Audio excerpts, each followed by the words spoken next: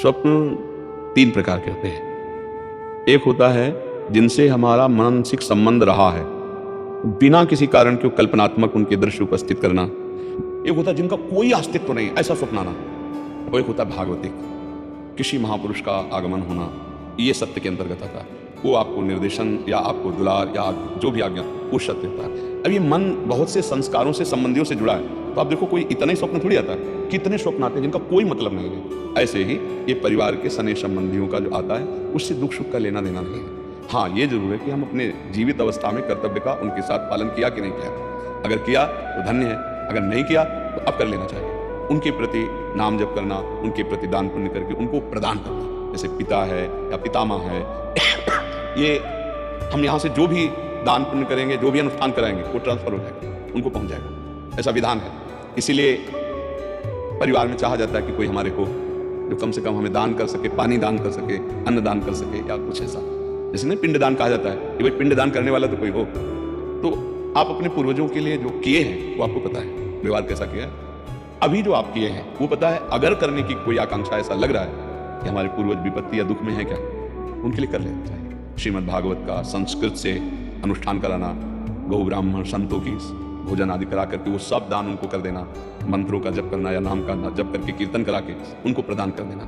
इससे उनका मंगल, जहां भी होंगे, जिस योनि में जहां भी, उनका उत्थान होने लगेगा, उनकी उन्नति होने लगेगी। ऐसा। और खास भगवान या भगवान के भक्तों के सिवा स्वप्न में जो कुछ सब मिथ्या ही होता है। जैसे आप स्वप्न में देखते हैं मैं ये कर रहा हूँ, मैं ये कर रहा हूँ, कुछ होता है क्या?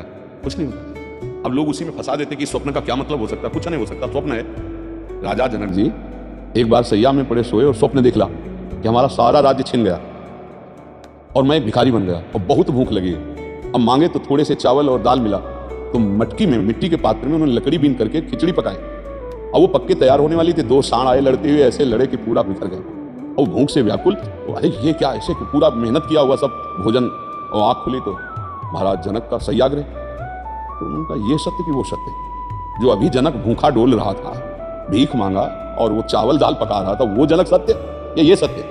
क्योंकि उस समय ये सत्य नहीं था, इस समय वो तो सत्य कौन है? अब उनके सभा में बड़े बड़े ज्ञानी महात्मा बैठते, तो आकर प्रश्न किया ये सत्य कि वो सत्य।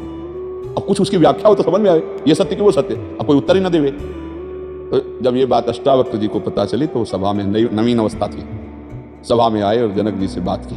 जनक जी ने पूछा कि ये सत्य कि वो सत्य? तो उन्होंने कहा ना ये सत्य ना वो सत्य।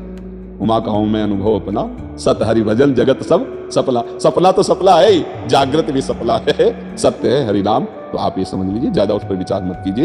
यदि आपके अंदर ऐसा भाव आता है, धन आपके पास है, तो ऐसी कुछ सेवा दान पुण्य करके, कहीं ऐसे जैसे गौ सेवा है, गौ को चारा पवा दिया है ना, कहीं साधु महात्मा को किसी एक को भी भोजन पवा दिया, और कहीं भागवत हो रही उसमें सहयोग कर दिया। नहीं पूरी भागवत करवा सकते, भाई हमारे कुछ चंद रुपए इसमें सहयोग में हो गए और उसका फल हमारे माता पिता दादा दादी को मिले, ऐसे भाव किए जाते हैं, तो उससे उनको कल्याण होगा, उससे उनका मंगल होगा। खुद नाम जप करे, मान लो एक माला में 108 नाम होते हैं, और 108 नाम जप करके हमने दे दिया कि हमारे बाप को प्राप्त हो, हमारे बाबा को प्राप्त हो, हमारी माँ को प्राप्त हो, तो उनको प्राप्त हो जाएगा, उनकी उन्नति होगी। एक नाम भी कल्याण कर सकता है, इसलिए स्वयं करे, अर्थ के द्वारा ऐसा करके कर दे। और क्या ज्यादा स्वप्न का विचार न करें, ये व्यर्थ होते हैं। हाँ, कोई संत महात्मा है, भगवान का आदेश दे, वो बात अलग होती है। तो क्या ये सब व्यर्थ होते हैं? ये व्यर्थ में फंसो मत। अगर स्वप्निक विचारों वालों से बात करोगे तो आपको फंसा देंगे। कुछ नहीं, जब जागृत स्वप्न है तो फिर स्वप्न तो स्वप्न ही है। भगवान शंकर कह रहे उमा कहूं मैं अनुभव अपना, सत हरि भजन जगत सब सपला। समझ रहे आप?